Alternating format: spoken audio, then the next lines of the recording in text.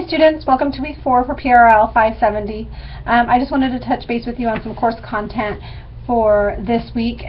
We're in week 4, as I stated, and there are a lot of assignments due this week, so it's important that you stay current with that and you get started early.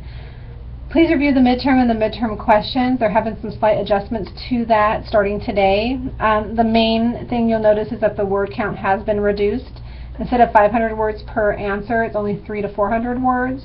And there were some slight changes in the verbiage and some of the expectations of some of the questions. So if you've already started on that, definitely make sure you review the assignment instructions again. You have plenty of time to get that done. That's not due until Sunday, as with all the other assignments. Also look at the reflective essay 4. It asks you to look at the questions on page 171 and address questions 1 through 3. That word count has also been reduced to 200 to 300 words instead of 500 to 600. That was done in mind to keep that in mind with the idea that there are a lot of assignments due this week and you'll probably be spending most of your efforts on the midterm. So it's important to keep that in mind as we move forward. Make sure you're still working on your research projects that are due in week 6. It's important to get going on that. Also look and see about the project due in week 8 for the critical assignment. It's a good point now to start to look at that so you understand what's expected of you and what's due, so it doesn't sneak up on you after you turn in the research project in week 6. I'll be sending out next week some more detailed instructions about what to expect for that final project that's due the last week of class. So you don't need to worry about it too much yet. However, I just want you to start thinking about it, and I'll provide more instruction next week.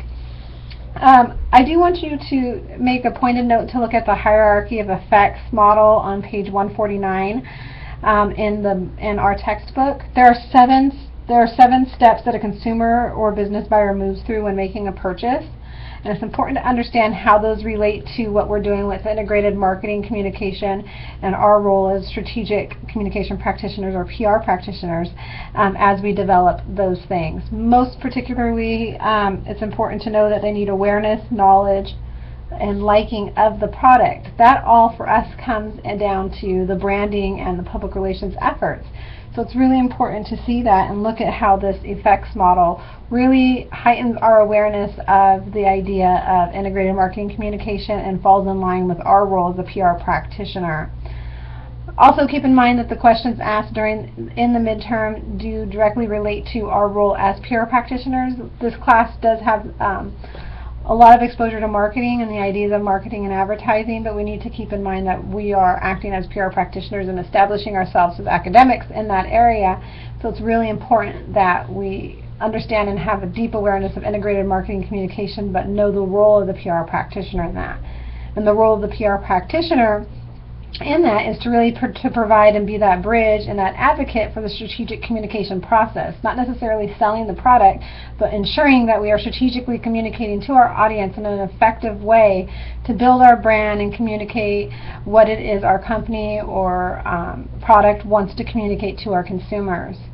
I pray that you all have a blessed week and that everything goes well. If you have any questions, please feel free to contact me via email anytime. I'll be in the office Monday through Wednesday this week on the CBU main campus, so please do not hesitate to reach out. I'll be available via email any other time throughout the week. Have a great rest of the week and God bless.